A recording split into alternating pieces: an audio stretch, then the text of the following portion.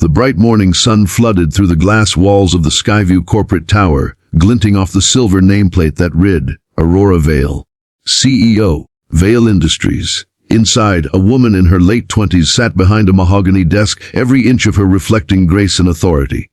But behind those confident eyes, Aurora was falling apart. Just last night, she had lost everything that made her world stable, her fiancé, her family's trust, and her reputation. All in one cruel twist of fate. The news was everywhere. Billionaire Heiress dumped at the altar.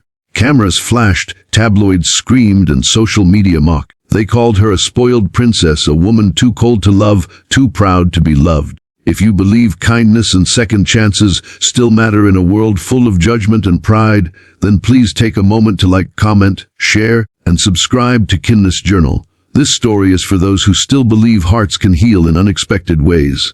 That morning, Aurora stared out the window of her office as the city below buzzed with noise and motion.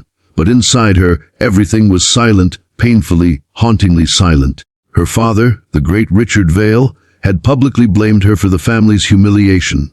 The board of directors demanded she step down, citing emotional instability. Aurora was given two choices: marry within 9 months to restore the company's image, or lose her inheritance, her position, and everything her late mother's name had built. The world was laughing at her. Her ex-fiancé had moved on within days, already seen with a model on his arm. Aurora's friends had turned distant, and the only company she had left was her own shadow. That's when she saw him for the first time. Ethan Cross. He stood outside her office door, tall, calm, his shirt sleeves rolled up, carrying a folder under his arm. He wasn't part of her world, not even close. He was a maintenance contractor, a single father who worked part-time cleaning up construction sites and managing building repairs. He had been called in to fix the damaged ceiling in her office from last night's storm. Aurora barely noticed him at first, lost in her storm of thoughts, until his little girl peeked in. A tiny girl with honey brown eyes clutching a worn teddy bear. "I'm sorry, miss," Ethan said gently, his voice low but steady. "She doesn't like being away from me for too long." Aurora blinked, her sharp corporate composure cracking just slightly. "It's fine," she murmured, watching the girl. The child's shoes were scuffed, her dress a bit too small, but her smile, pure innocent, unbothered by status or shame, was something Aurora hadn't seen in a long time. "Your daughter?" she asked softly. "Yes, Lily," he replied, brushing her hair back. "Her mom passed away 2 years ago. I take her with me when I can't find anyone to watch her." Aurora nodded. For a moment, silence filled the office. A silence that wasn't empty this time, but strangely comforting. Ethan fixed the ceiling quickly, efficiently, then thanked her and left. But as the door closed, something about his calm presence lingered. That night, as she sat alone in her penthouse, the city lights shimmering below, Aurora's mind wouldn't stop spinning. The board had given her 9 months. 9 months to marry, or lose everything. But who could she possibly marry when every man she knew saw her as a transaction? The thought disgusted her, and yet, her heart whispered, maybe not everyone wants something from you. The next morning, as fate would have it, she met Ethan again. This time in the company parking lot. His truck had broken down, and he was trying to jump-start it while Lily sat inside, singing softly to herself.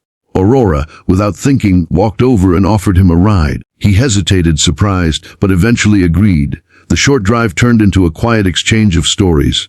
Aurora spoke about losing her mother at 12, and how her father raised her to be strong, which really meant unfeeling.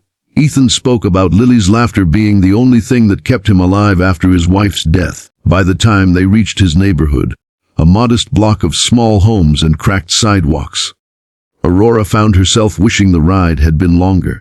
Something about Ethan's simple honesty touched something deep in her, something she thought was long dead.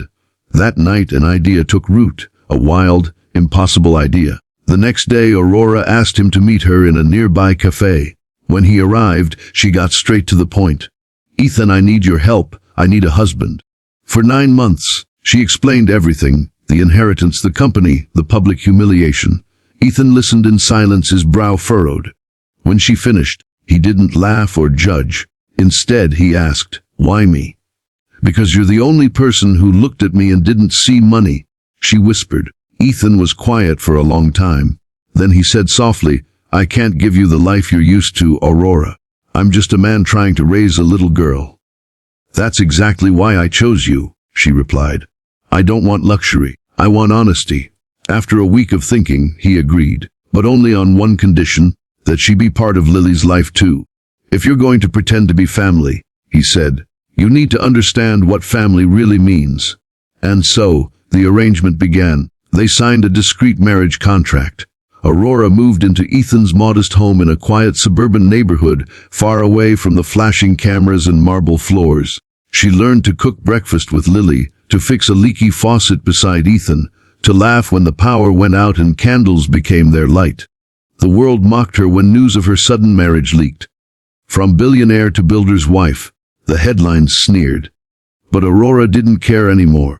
For the first time in her life, she felt human. As the months passed, the lines between their deal and their reality began to blur.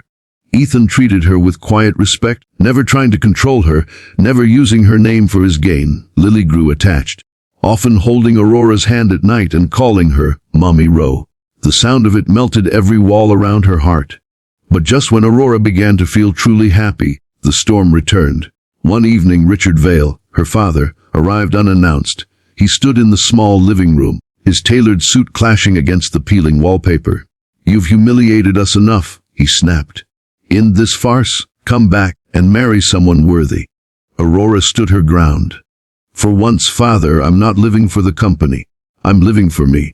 Richard's gaze hardened. "Then you're no daughter of mine." And with that, he walked out. The door slammed, leaving silence behind. Aurora trembled, her heart heavy, but Ethan stepped closer, placing a gentle hand on her shoulder. "Family doesn't walk away because you make your own choices," he said softly. "Family stands by you, no matter what." It was that night Aurora realized she was no longer pretending. She had fallen in love, not with the life she once had, but with the life she had now. When the 9th month came, the contract was due to end. Aurora's company was now thriving again, thanks to her remote guidance and Ethan's small but powerful suggestions about treating workers with dignity. She had rebuilt her name in silence, not as a billionaire heiress, but as a woman of heart. Still, she knew what the end of the contract meant. Ethan would let her go because he respected her freedom. The morning she was supposed to return to her corporate world, Aurora found a small note on the kitchen table. Ethan's handwriting read, "I don't belong in your world, Aurora, but thank you for letting me live in yours for a while."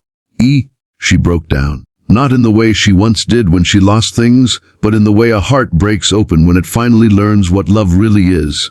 She ran outside, barefoot, the morning sun spilling across the quiet street. Ethan was loading his truck, Lily beside him. Aurora grabbed his arm, tears glistening in her eyes. "Don't you dare walk away now," she whispered. "Not when this was the only thing real in my life." Ethan looked at her, his expression torn between love and restraint. "Are you sure, Aurora? You could have anyone. Why choose someone like me?"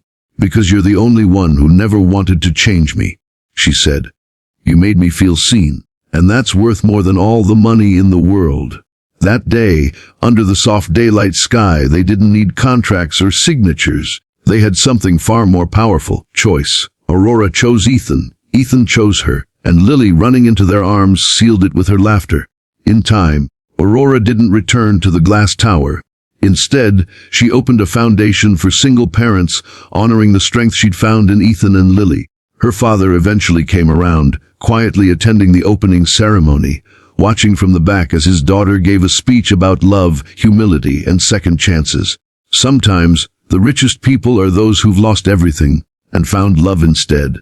If this story touched your heart, please take a moment to like, share, and subscribe to Kindness Journal. Every view helps us share more stories that remind the world what truly matters: love, dignity, and second chances.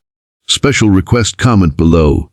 Do you believe love can start from a deal and become something real?